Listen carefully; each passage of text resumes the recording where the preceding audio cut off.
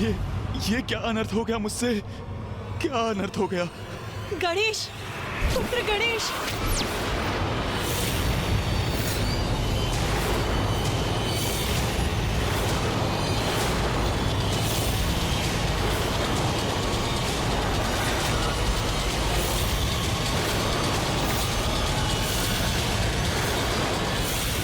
माता पार्वती इसी ओर आ रही हैं। हमें उनके समक्ष नहीं पड़ना चाहिए।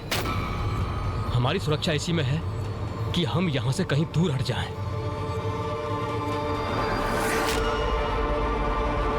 पुत्र गणेश,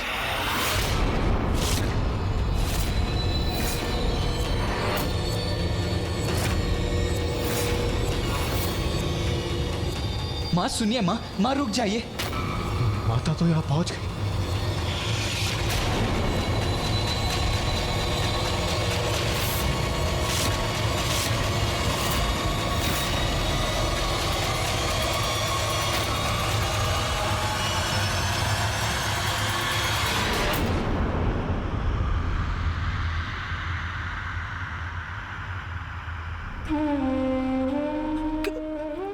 गणेश, गणेश को लेकर इतनी चिंतित है माँ कि उनके मुख से शब्द ही नहीं निकल रहे हैं। मैं ही पूछता हूं कि गणेश कहाँ है।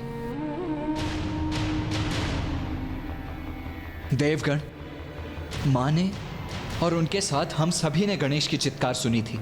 मुझे विश्वास है जिसे सुनकर ही आप सभी भी यहाँ एकत्रित हुए हैं। मैं तो गणेश को लेकर टहलने निकला था। मैं आगे बढ़ गया किंतु उस समय वो यहीं कहीं था। तो क्या आप में से किसी ने उसे देखा है?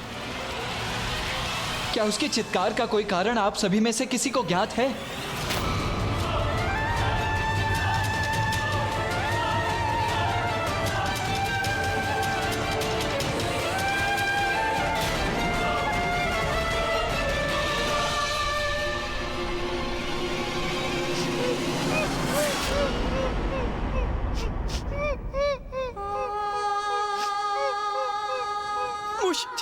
ये तो मूषक जी का स्वर है। हाँ माँ। किंतु वो रुदन क्यों कर रहे हैं? क्या है उनके विलाप का कारण?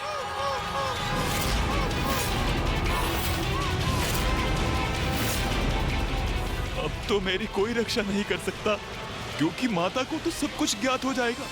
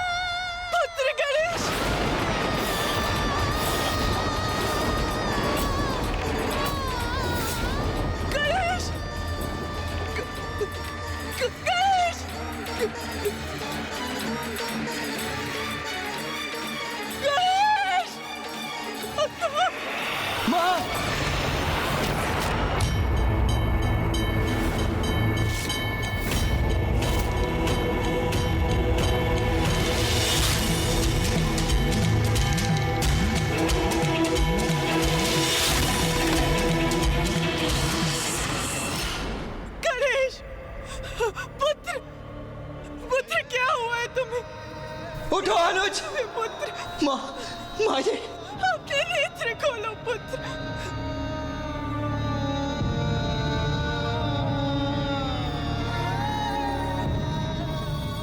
वही हो गया जिसका मुझे भय था। यदि मैं पूर्व में ही समय रहते माता पार्वती को इस संकट का आभास करा देता तो कदाचित वो गणेश जी को भवन से बाहर ही नहीं आने देती, फिर ये अनर्थ नहीं होता।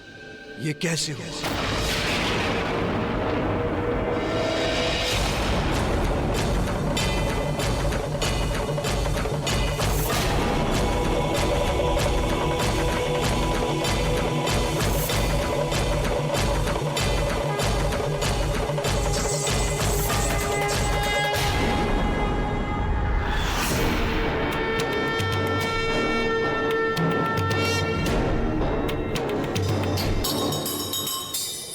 हम सभी तो देवी पार्वती के क्रोध को लेकर ही आशंकित थे। महादेव के क्रोध की तो कल्पना भी नहीं की हमने। अब यदि वो अपने पूर्व आवेश में आ गए तो और भी घोर अनिष्ट होगा।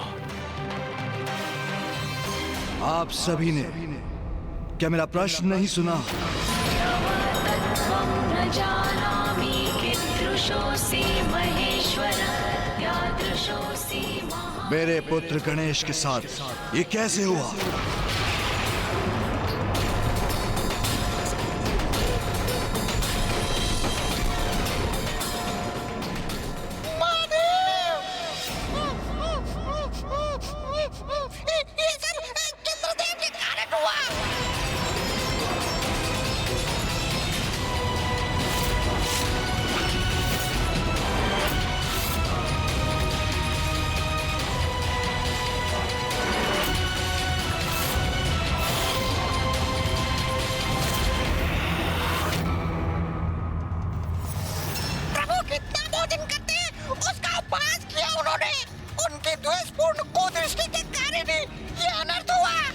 जब से आप मूषक जी पर आरूढ़ हुए हैं मैं तब से आपको देख रहा हूं।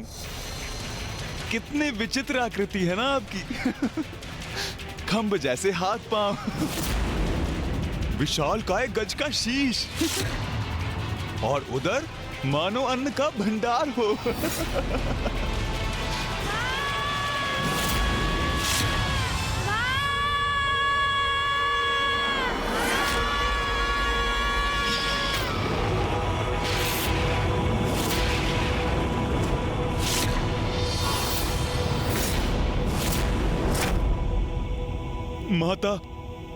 माता मुझसे बहुत बड़ी भूल हो गई।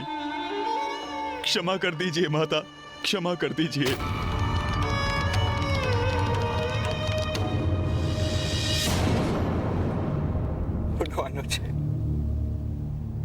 कैसे देवता है आप?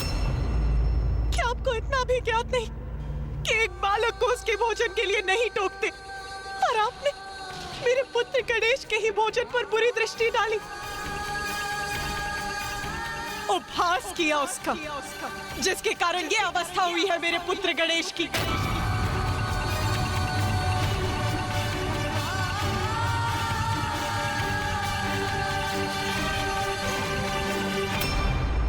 माता, महादेव, मुझसे बहुत बड़ी भूल हो गई।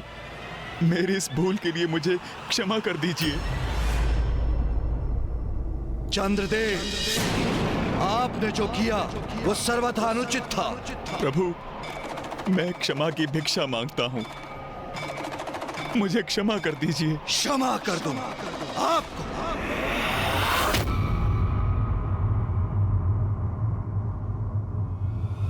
यहाँ मेरा पुत्र मूर्छित पड़ा है, उसका उदर फट गया, जिसका कारण आप हैं।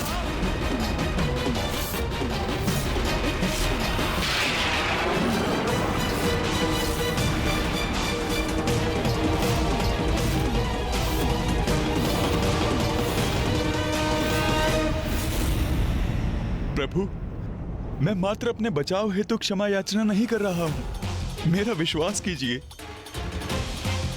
यह तो एक सरल परिहास था। मैं गणेश जी का अनिष्ट नहीं चाहता था। वे मेरे शब्दों और मेरे कारण से मूर्छित नहीं हुए। चंद्रदेव, अपनी भूल को छुपाने का प्रयास मत कीजिए। गणेश मूषक के ऊपर से अवश्य नीचे गिरा, किंतु क्या यह सत्य नहीं कि उसका उदर आपकी कुदृष्टि के कारण ही फटा है?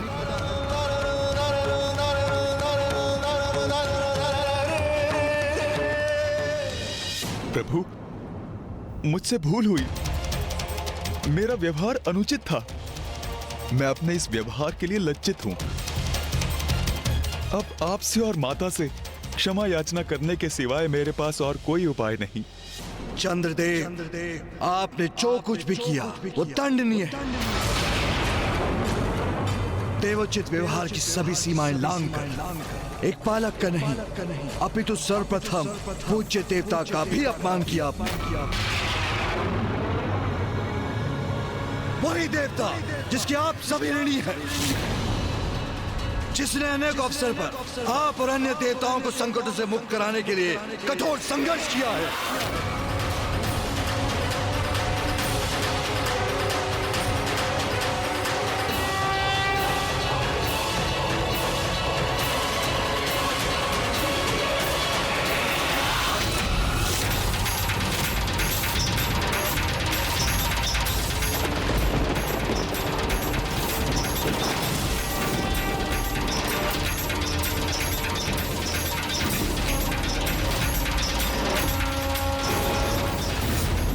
कृपया शांत हो जाइए महादेव, अन्यथा आपके क्रोध से सृष्टि में विनाश आरंभ हो जाएगा। हम आपसे निवेदन करते हैं महादेव, चंद्रदेव से ये भूल अकारण ही हुई, कृपया शांत हो जाइए। गणेश के साथ जो हुआ उसमें आपकी बहुत बड़ी भूल है।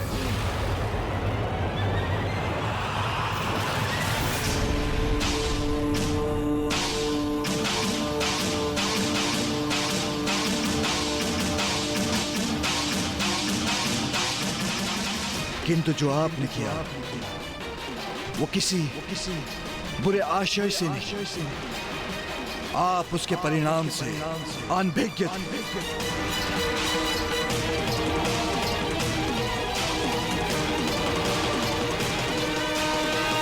इसलिए हम आपको क्षमा करते हैं।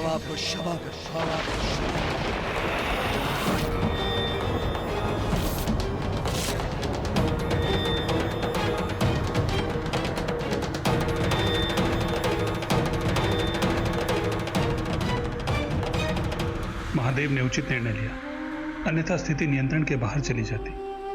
कदाचित मुझसे ही सुनने में कोई भूल हुई। क्या कहा आपने प्रभु? हम इन्हें क्षमा करते हैं। उमा, शांत हो जाओ प्रिय। गणेश पुनः स्वस्थ हो जाएगा, क्योंकि जो गणेश सभी के संकटों को हरने में समर्थ है, जो स्वयं विघ्न हरता है, उसे भला कोई संकट कैसे प्रभावित कर सकता है? क्या आप वो नहीं देख रहे जो मेरे नेत्र देख रहे हैं? आपका पुत्र यहाँ अचेत पड़ा है, आहत है वो। कैसे पिता है आप? आपके पुत्र पर निरंतर संकट पर संकट आते रहते हैं। कभी देवताओं के कारण उसका शीश उसकी धड़ से विलग हो जाता है, तो कभी आपके परम भक्त परशुराम के कारण उसका दंत खंडित हो जाता है।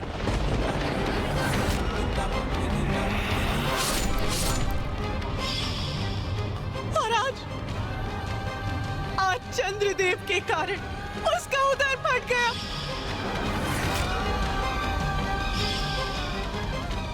और वो यहाँ अचेत पड़ा है।